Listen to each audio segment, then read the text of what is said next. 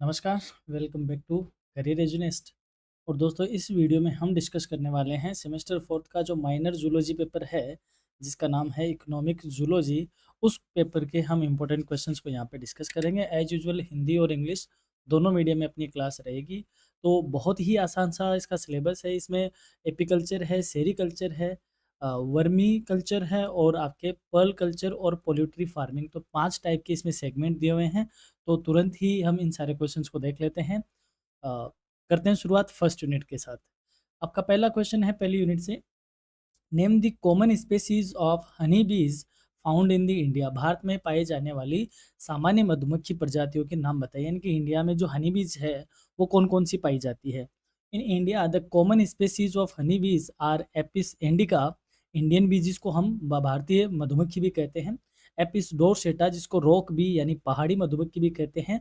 Apis flora, जिसे little मधुमक्खी, छोटी मधुमक्खी भी कहते हैं। एंड एपिस मेलिफेरा, जिसे यूरोपियन मधुमक्खी भी कहा जाता है। तो ये 4 तरीके की जो स्पेशल मधुमक्खियाँ है, बीज है, वो इंडिया में पाई जाती है। Each species deferred in size, Honey yield and nesting behaviour. प्रत्येक प्रजाति अपने आकार में, शहद के उत्पादन करने में और जो छत्ता है, जो घोंसला बनाती है, उन आदतों में क्या है, भिन्न है।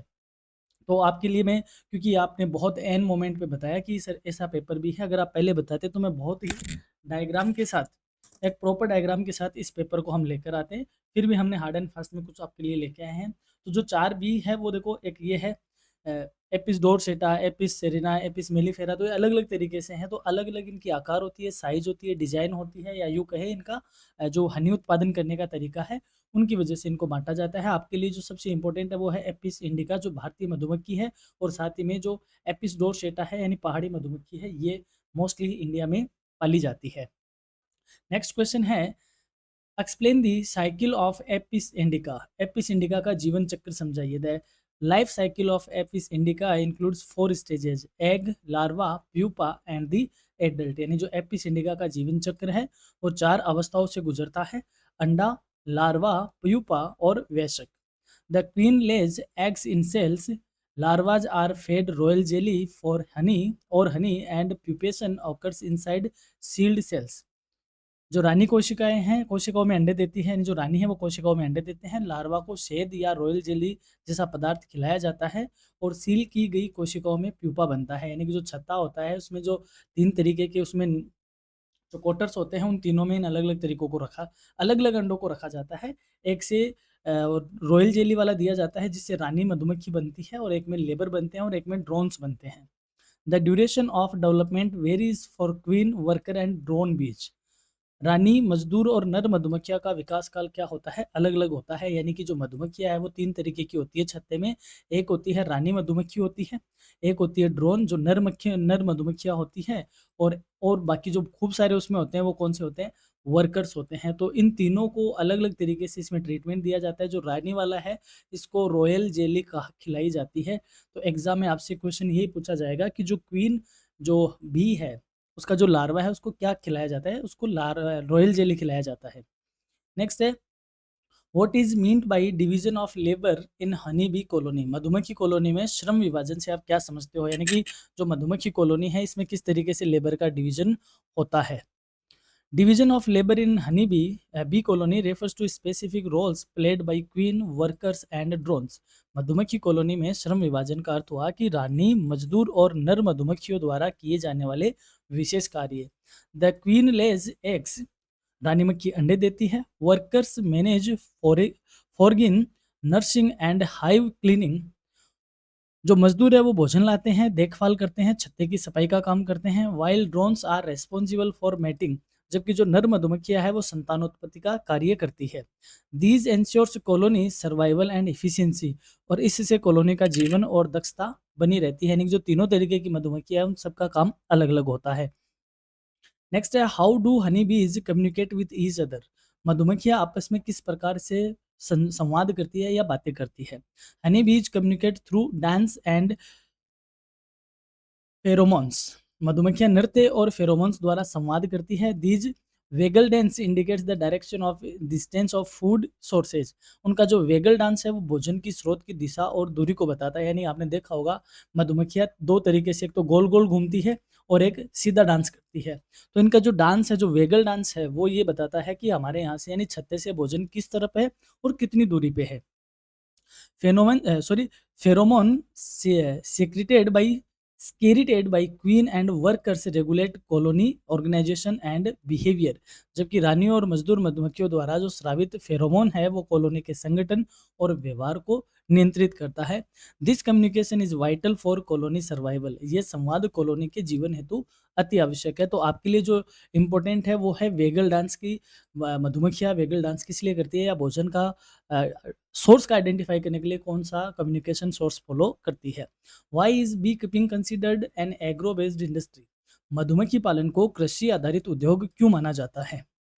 क्योंकि मधुमक्खियाँ फूलों से डिपेंड रहती है और फूलों से अपना मकरंद लेके शहद बनाती है। तो ये एग्रीकल्चर पे आधारित ही एक इंडस्ट्री मानी जाती है। कैसे?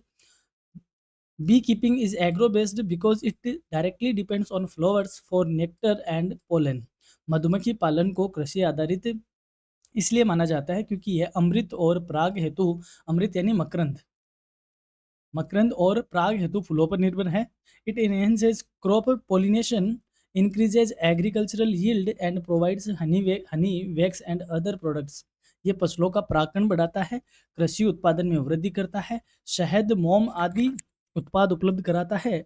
Thus it supports both agriculture and rural economy. इस प्रकार यह कृषि और ग्रामीण अर्थव्यवस्था दोनों को क्या देता है? सहारा देता है। क्योंकि कृषि में इसलिए फायदेमंद हो गया कि इसकी जो परागण बढ़ाता है, तो जो कृषि में जो यानी फूल वगैरह हैं उनमें प्रोडक्शन होता है, उनका फर्टिलाइजेशन होता है। साथ ही में अब मधुमक्खियों से कई तरीके के प्रोडक्ट मिलते हैं, शहद मिलता है, मोम मिलता है और भी कई तरह के प्रोडक्ट मिलते हैं। उससे लोगों को क्या मिलता है? आजीविका मिलता है, जॉब मिलता है। तो ये ग्रामीण अर्थव्यवस्था को और कृषि को दोनों को ही सहारा देने का काम करता है। Mention two indigenous methods of bee keeping. मधुमक्खी पालन की दो देसी विधियां बताइए।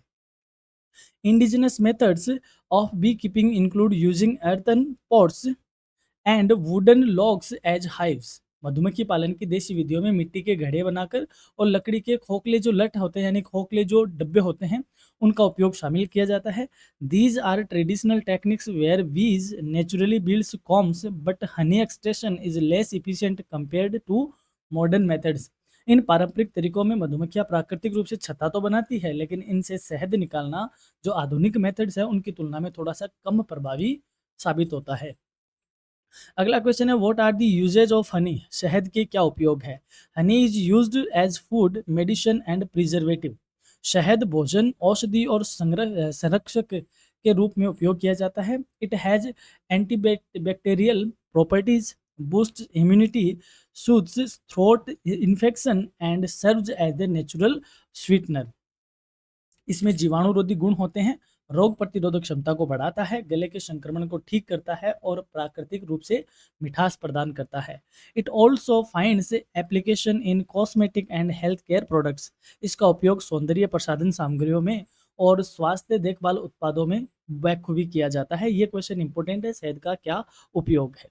अगला क्वेश्चन है write the chemical nature of bee venom.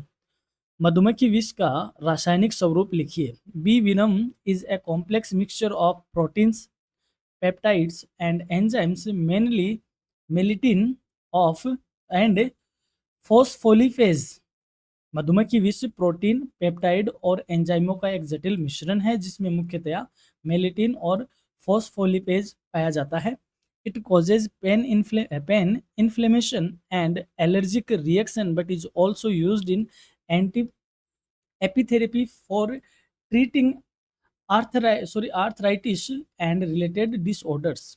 ये दर्द को, सूजन को और एलर्जी को उत्पन्न करता है। यानी कि जब हमें मधुमक्खी डंक मारती है तो उसके क्या रिएक्शन होते हैं, ये वही बात कर रहा है। ये दर्द बढ़ाता है यानी दर्द को उत्पन्न करता है, सूजन को उत्पन्न करता है, एलर्जी को उत्पन्न करता है। परंतु एपीथेरेपी में इसका उपयोग गठिया और संबंधित रोगों के उपचार में भी किया जाता है। यानी जो मधुमक्खी का विष है वह ये सारे तकलीफें तो बढ़ाता है, लेकिन ये क्या किया जाता है कि इसका यूज एज ए मेडिसिन भी किया जाता है। What are the next question है what are the main pests of honey bees, मधुमक्खियों के प्रमुख कीट कौन कौन से हैं?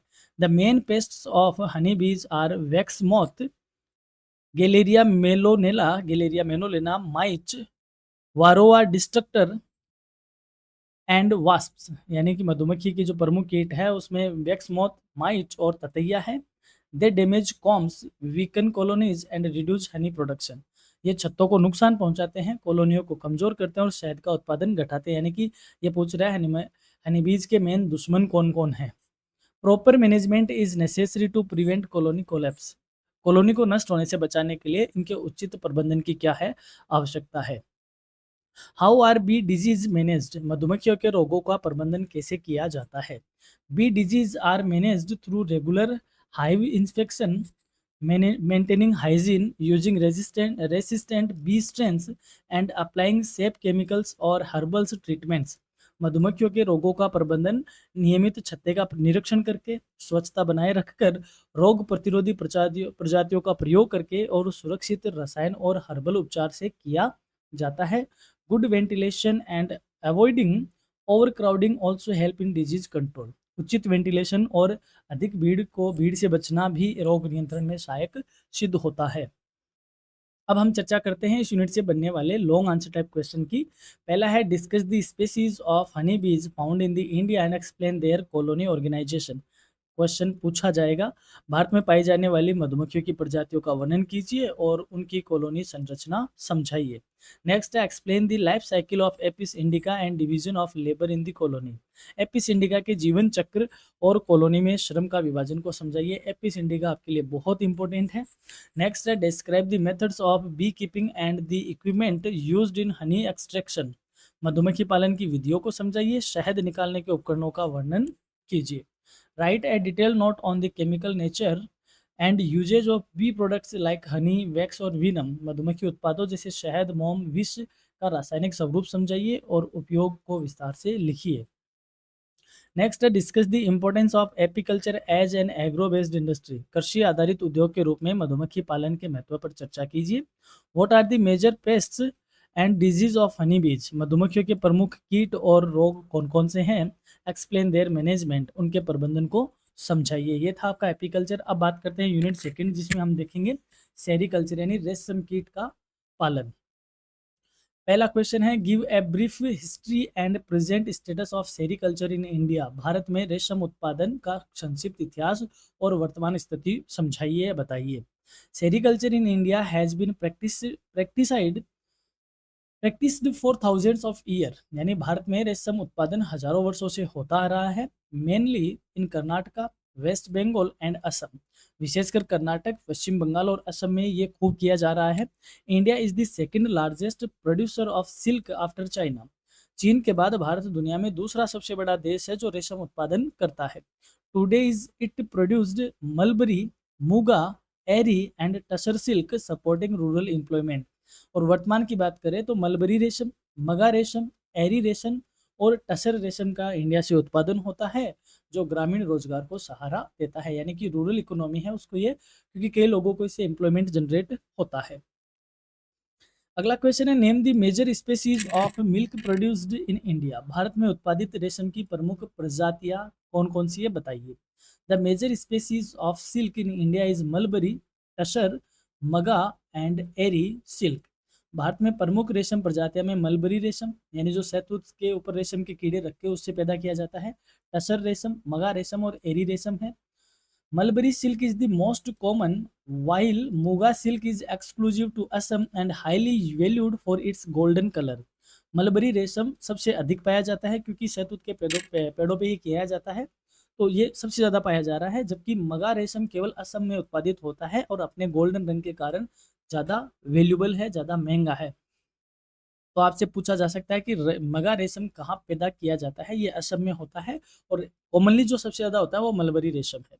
नेक्स्ट है what is mulberry cultivation. Mulberry यानी शहतूत की खेती क्या है। Mulberry cultivation refers to the growing of mulberry plants whose leaf leaves are the sole food of Bombyx mori silkworms, यानी जो मलबरी खेती का अर्थ है कि शहतूत के पेड़ों की खेती करना, जिसकी पत्तियां बॉम्बिक्स मोराई रेशम कीट का मुख्य भोजन है। तो आपके यहाँ पे ये इंपॉर्टेंट है, बॉम्बिक्स मोराई या बॉम्बिक्स मोरी किसकी प्रजाति है? ये एक सिल्क वॉर्म की, यानी कि एक रेशम के कीट की प्रजाति है जो कि रेशम उत्पादन के लिए पाला जाता है। It requires fertile soil, proper irrigation and periodic pruning pruning for healthy leaf yield. इसका लिए उपजाऊ मिट्टी की, उचित सिंचाई की और समय समय पर कटाई छटाई की आवश्यकता होती है, ताकि मलबरी यानी कि जो शहतूत है उसकी खेती की जा सके। और शहतूत पे ही बॉम्बिक्स मोराई रेशम नाम का कीड़ा पाया जाता है, और या उसको उस पर रखा जाता है, या वो पत्तियां उसको खिलाई जाती है जिससे उससे रेशम उत्पादन करवाया जा सके। नेक्स्ट है, describe the morphology of Bombyx mori. Bombyx mori का आकारिक स्वरूप का वर्णन कीजिए, यानी कि उसका किस तरीके का आकार होता है। The adult Bombyx mori mouth has creamy white wings, short legs and reduced mouth parts. Bombyx mori का जो वयस्क पतंगा है वो क्रीमी और सफेद पंखों वाला होता है, छोटे पैरों वाला होता है और अविकसित मुखांगों वाला होता है।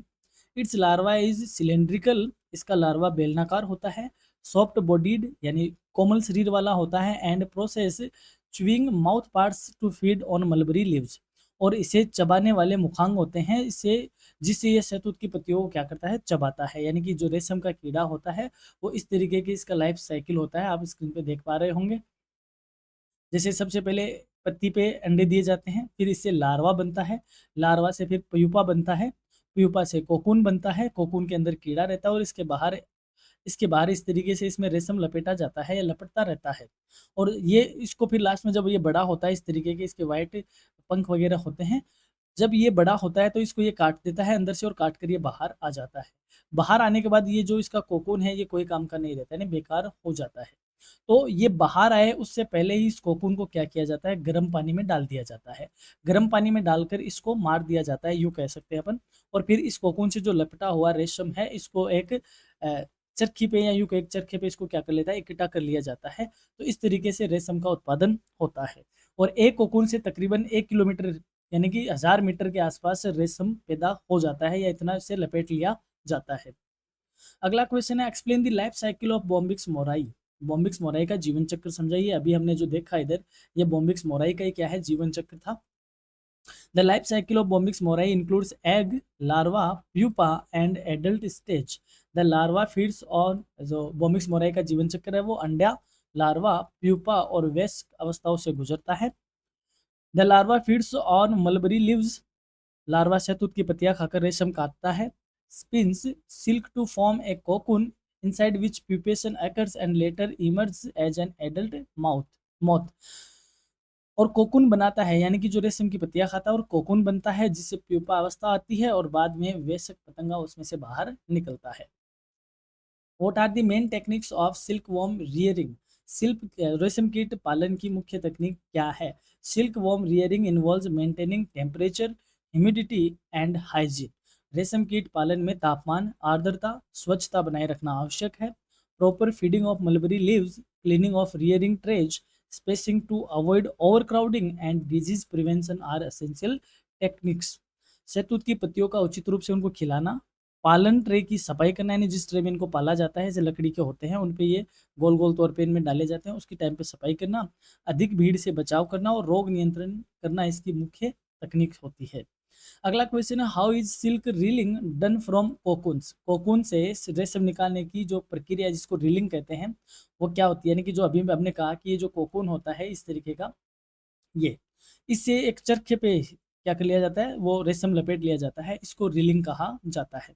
Reeling involves emerging cocoons in hot water to soften sericin, then unwinding the continuous silk filament using reeling machine. यानी कि रीलिंग प्रक्रिया में कोकून को गर्म पानी में डालकर सेरेसिन को नरम किया जाता है, यानी कि उसके जो ये है इसके बाहर की तरफ जो सेरेसिन लपेटा होता है उसको नरम किया जाता है, इसको गर्म पानी में डाल दिया जाता है।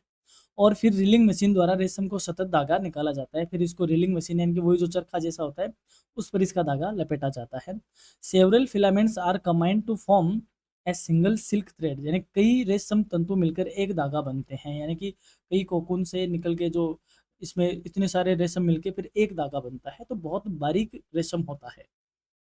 नेक्स्ट है, what are the different types of silk in India? Bharat में रेशम के विभिन्न प्रकार कौन कौन से हैं? अभी हमने ऊपर देखा, the main types of silk in India are mulberry silk, tasar silk, muga silk and eri silk.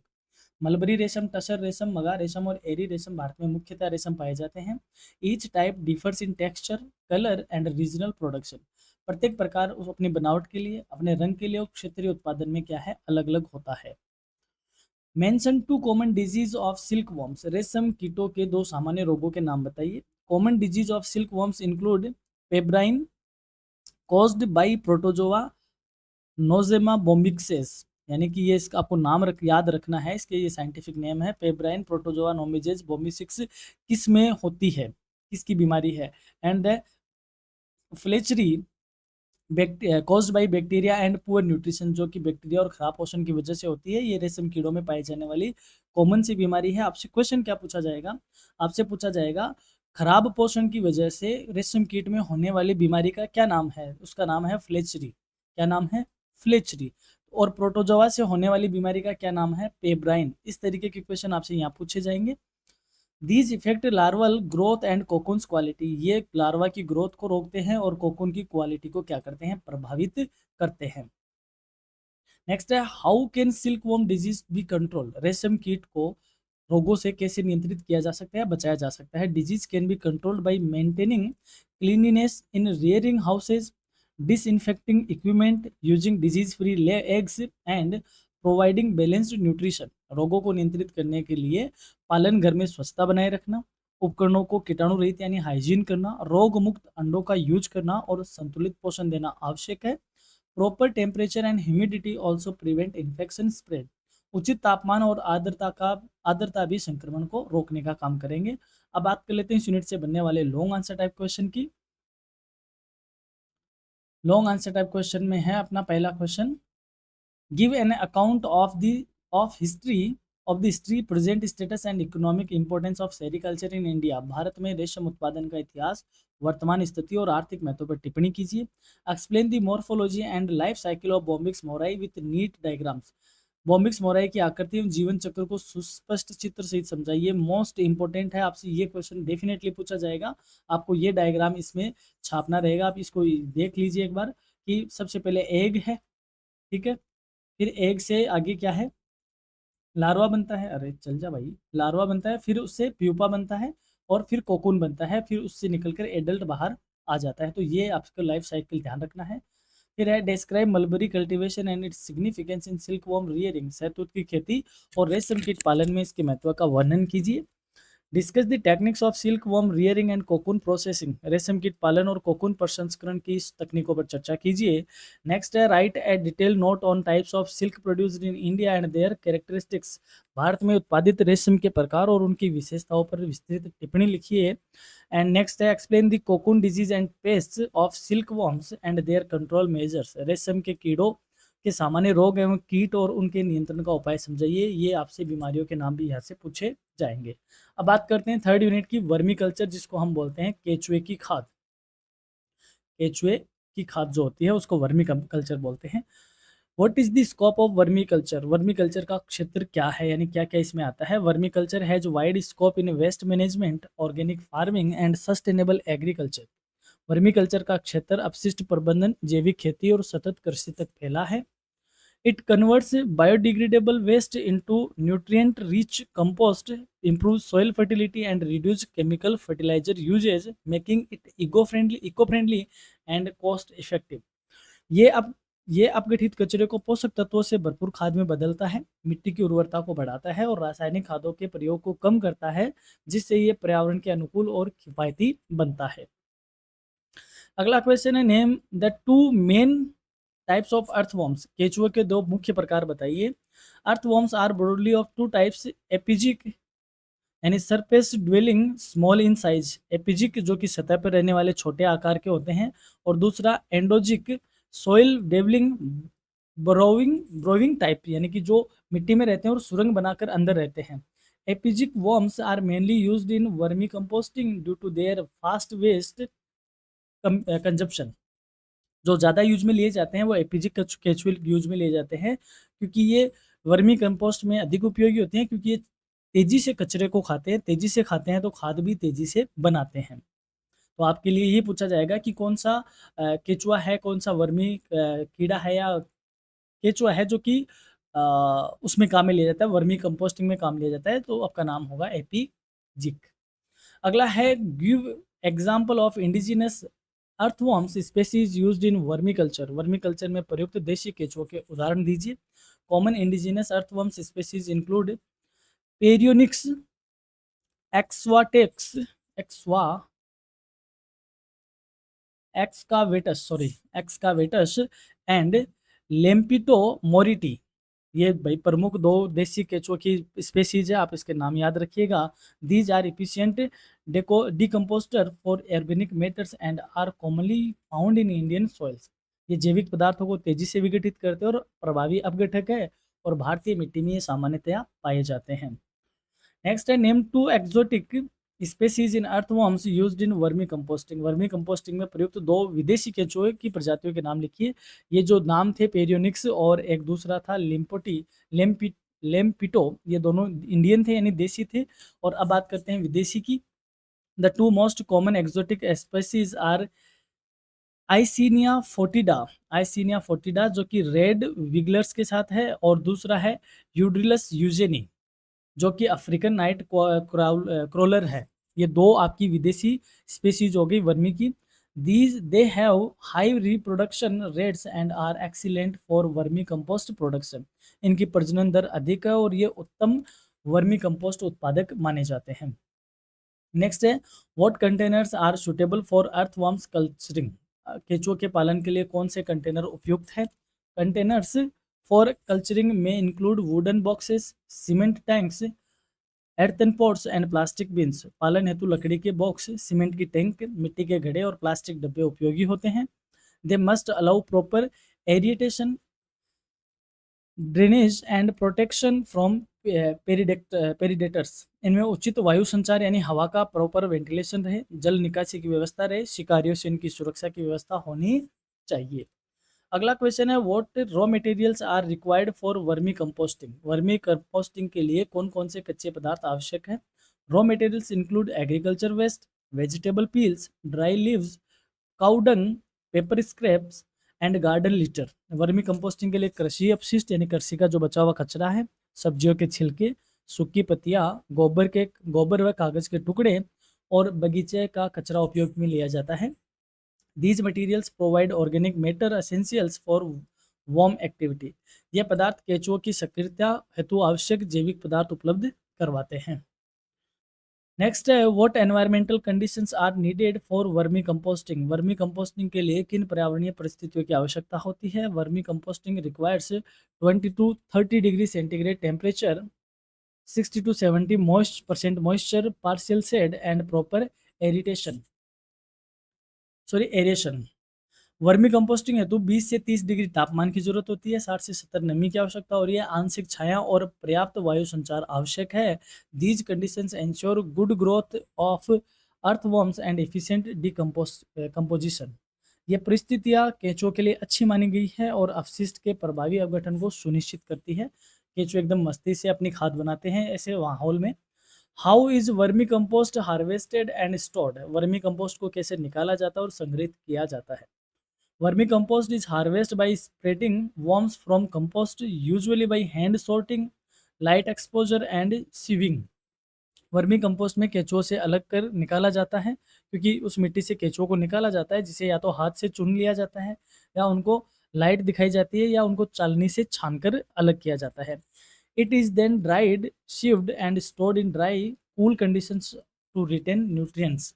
इसके बाद इसे सुखाकर छानकर ठंडी और सूखी जगह पर संग्रहित किया जाता है ताकि पोषक तत्व इसमें सुरक्षित रह सके। नेक्स्ट है state two advantages of vermi composting. Vermi compost के दो लाभ बताइए। Vermi composting produce nutrient rich organic manure and improves soil aeration, water retention and fertility.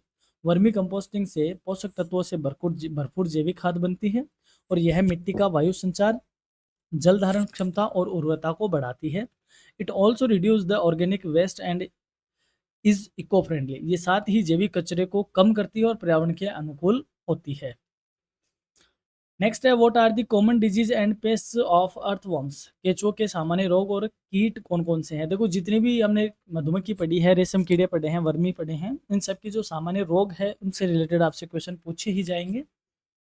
Earthworms में suffer from fungal and bacterial infections causing slow growth and mortality, केंचुए को फफूंद और bacteria के से संक्रमण हो सकता है, जिससे इनकी जो वृद्धि है, जो गति है, वो जो ग्रोथ है वो धीमी हो जाती है और इनकी मृत्यु भी हो सकती है। Predators like ants, mites, centipedes, and birds also reduce their population in culture units. चींट या माइट्स और कण खजूरा और पक्षी जैसे शिकारी भी इनका शिकार करते हैं और इनकी संख्या को घटाते हैं। अब बात करते हैं इस यूनिट से लॉन्ग आंसर टाइप क्वेश्चन की। Define vermi culture, explain it's scope and in sustainable agriculture. Vermi culture की परिभाषा दो, सतत कृषि में इसके क्षेत्र को समझाओ। Discuss the indigenous and exotic species of earthworms used in vermi composting. Vermicomposting में प्रयुक्त देशी और विदेशी केंचुओं की प्रजातियों पर चर्चा कीजिए। Describe the methodology of vermi composting with suitable containers and raw materials. Vermi composting की विधि को उपयुक्त कंटेनर और कच्चे पदार्थों सहित समझाइए। नेक्स्ट है, write an essay on environmental prerequisites, feeding, harvesting and storage of vermi compost. Vermi compost के पर्यावरणीय आवश्यकताएं, भोजन निकासी और भंडारण पर निबंध लिखिए। Explain the advantages of vermi composting in comparison to chemical fertilizers. रासायनिक खादों की तुलना में वर्मी कंपोस्ट के लाभ बताइए। What are the common disease and pest of earthworms. केंचुए के सामान्य रोग व कीट कौन कौन से हैं। हाउ आर दे मैनेज्ड, और उनका प्रबंधन कैसे किया जाता है। अब बात कर लेते हैं आखिरी यूनिट की, फोर्थ यूनिट की, जो कि pearl culture and poultry farming से रिलेटेड है।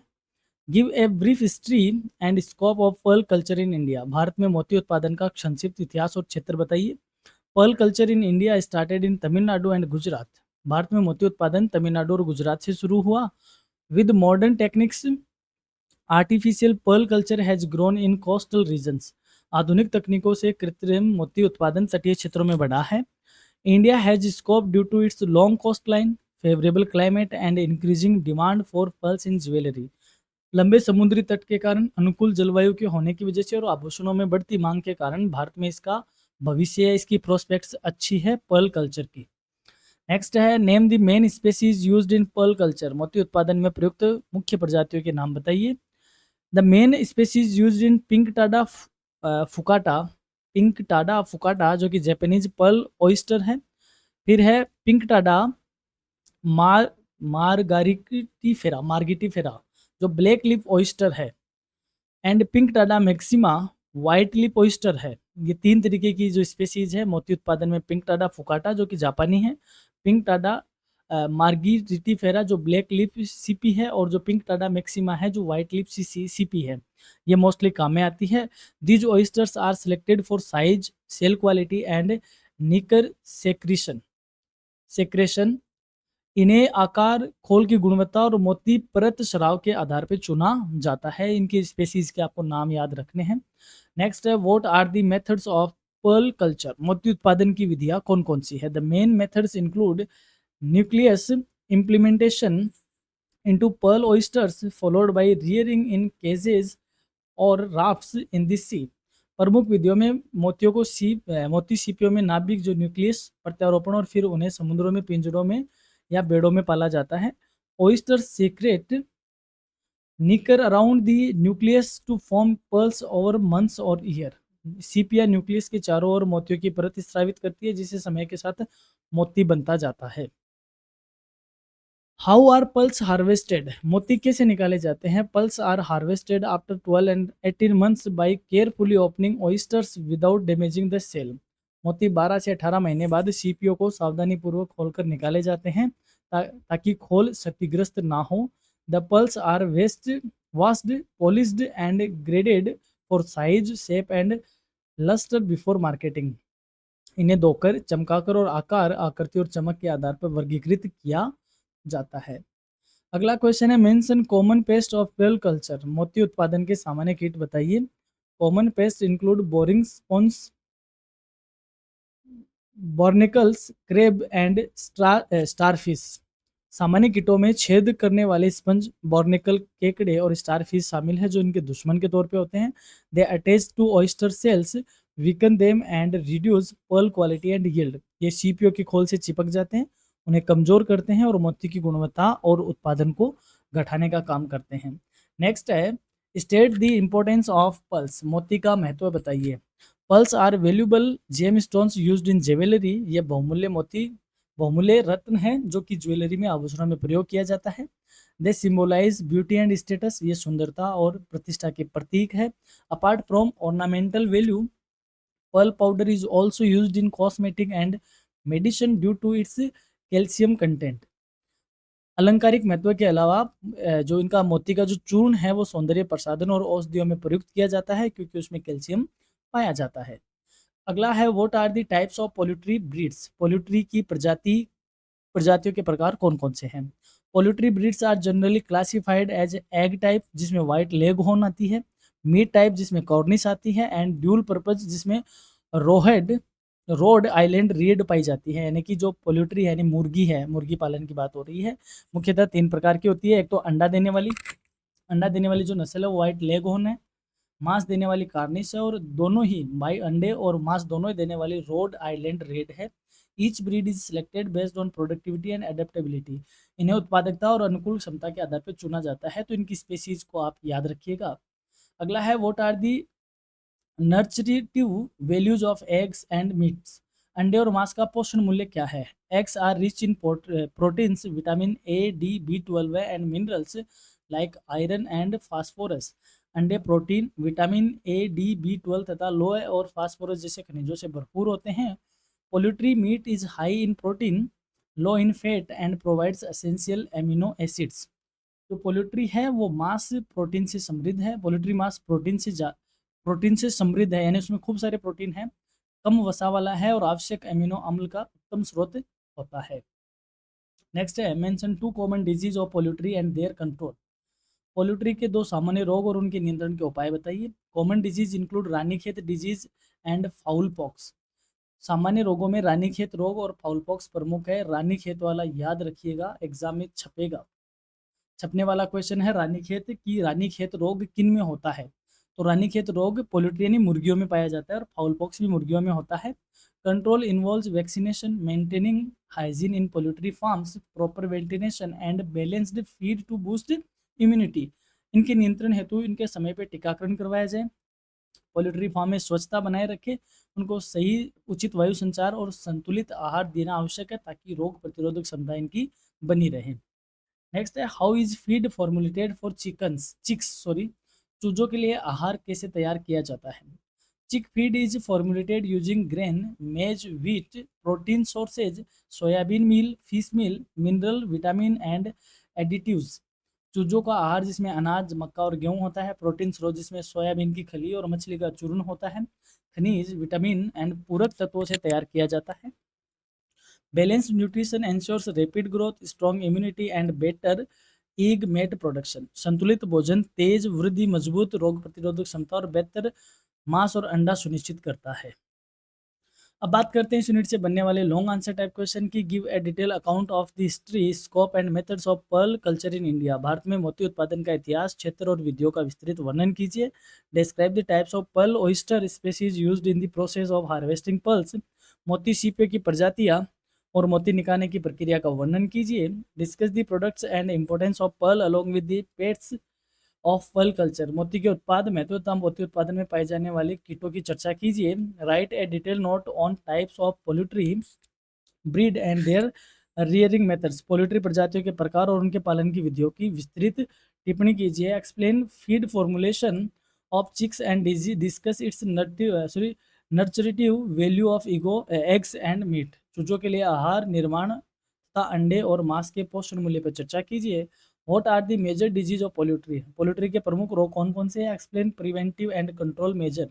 उनके रोकथाम और नियंत्रण के उपाय बताइए। तो दोस्तों ये थी अपनी इकोनॉमिक जूलॉजी की क्लास, जो हमने इंपॉर्टेंट क्वेश्चन इसके डिस्कस किए। हमारी तरफ से एग्जाम के लिए आपको बहुत बहुत शुभकामनाएं, और पेपर के बाद आप जरूर हमें कमेंट करके बताएं कि हमारी क्लास आपके लिए कितनी हेल्पफुल साबित हुई। धन्यवाद।